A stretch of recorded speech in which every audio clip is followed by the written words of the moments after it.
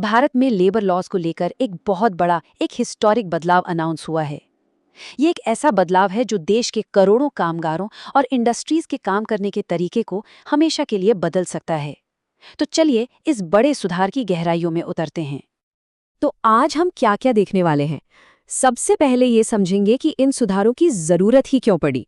फिर इन 4 नए कोड्स को जानेंगे और ये भी देखेंगे कि इससे वर्कर्स और इंडस्ट्रीज पर आखिर क्या असर पड़ेगा। इसके बाद हम देखेंगे कि सिस्टम को कैसे आसान बनाया गया है और आखिर में भविष्य पर एक नजर डालेंगे।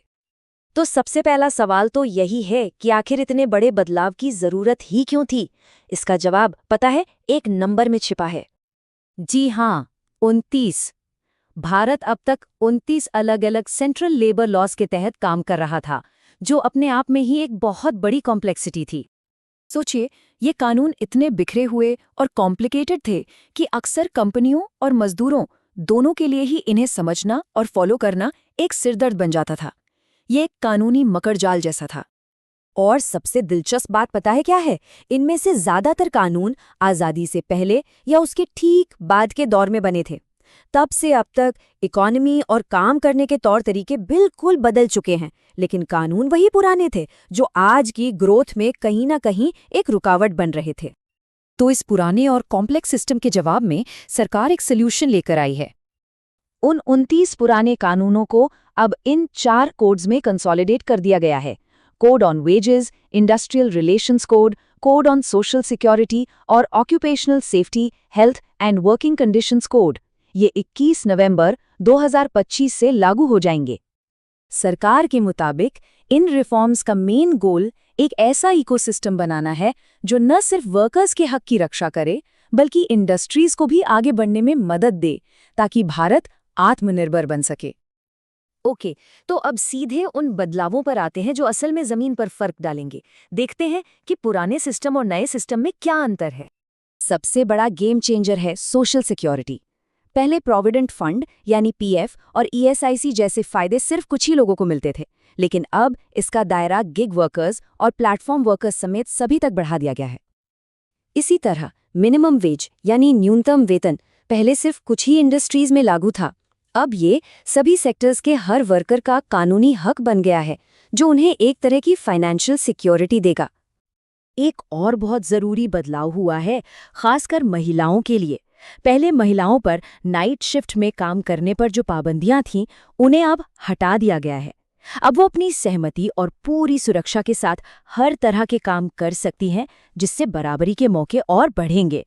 तो सवाल ये है कि इन सब रिफॉर्म से सबसे ज्यादा फायदा किसे होने वाला है? चलिए इस पर नजर डालते हैं। पहली बार, हाँ, first time ever, gig worker और प्लेटफॉर्म वर्कर को कानून में डिफाइन किया गया है। ये उन लाखों लोगों के लिए एक बहुत बड़ा कदम है जो फूड डिलीवरी या कैब सर्विस जैसी ऑन डिमांड इकोनॉमी का हिस्सा हैं। ये वो लोग हैं जो प्रोजेक्ट बेसिस पर या किसी ऐप के जरिए काम करते हैं। अब इन वर्कर्स को न सिर्फ सोशल सिक्योरिटी मिलेगी, बल्कि ज़ोमैटो या उबर जैसी एग्रीगेटर कंपनियों को भी अपने टर्नओवर का एक हिस्सा सोशल सिक्योरिटी फंड में डालना होगा। और सबसे बड़ी बात, ये सारे बेनिफिट्स पोर्टेबल होंगे। मतलब अगर कोई वर्कर शहर या राज्य बदलता है तो भी उसके फायदे उसके साथ ही रहेंगे।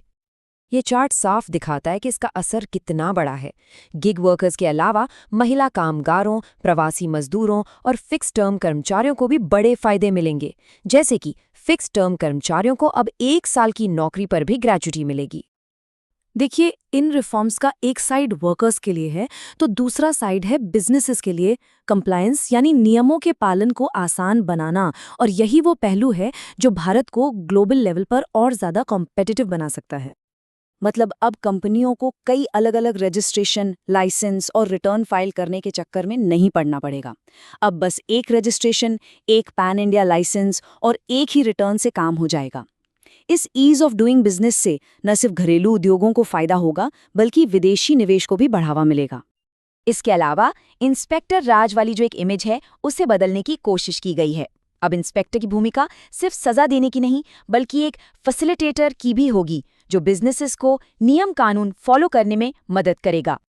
तो इन सारे बदलावों को एक साथ देखें तो क्या हम ये कह सकते हैं कि भारत में कामकाज का एक नया दौर शुरू हो रहा है? ये चार्ट एक कमाल की कहानी बताता है। जरा आंकड़ों को देखिए। 2015 में जहां सिर्फ 19% वर्कफोर्स को सोशल सिक्योरिटी मिलती थी, वहीं 2025 तक ये 64% से भी ज्यादा होने का अनुमान है। ये सोशल सिक्योरिटी के दायरे में एक जबरदस्त छलांग है। तो कुल मिलाकर इन कोड्स का अल्टीमेट गोल एक ऐसा माहौल तैयार करना है जिसमें वर्कर्स, महिलाएं, युवा और रोजगार पैदा करना, इन सभी का फायदा हो। ये एक बैलेंस बनाने की कोशिश है जहां वर्कर्स के अधिकारों की भी रक्षा हो और इंडस्ट्रीज को भी बढ़ने का पूरा मौका मिले। तो हम इस सवाल के साथ इस चर्चा को खत्म करते हैं। क्या ये ऐतिहासिक सुधार सच में भारत में काम करने के तरीके को हमेशा के लिए बदल देंगे? ये तो आने वाला वक्त ही बताएगा कि दुनिया की सबसे बड़ी आबादी वाले देश में वर्कर्स और इंडस्ट्री का रिश्ता क्या नया मोड़ लेता है।